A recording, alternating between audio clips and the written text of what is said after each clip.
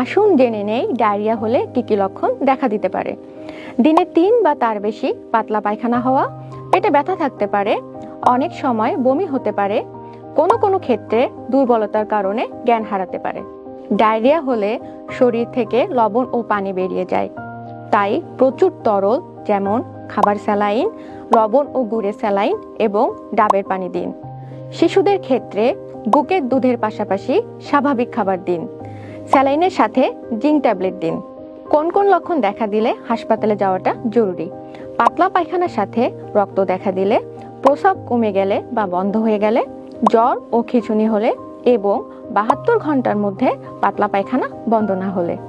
Diarrhoea প্রতিরোধে রান্না ও খাওয়ার সময় নিরাপদ পানি ব্যবহার করুন। গরম ও টাটকা খাবার খান।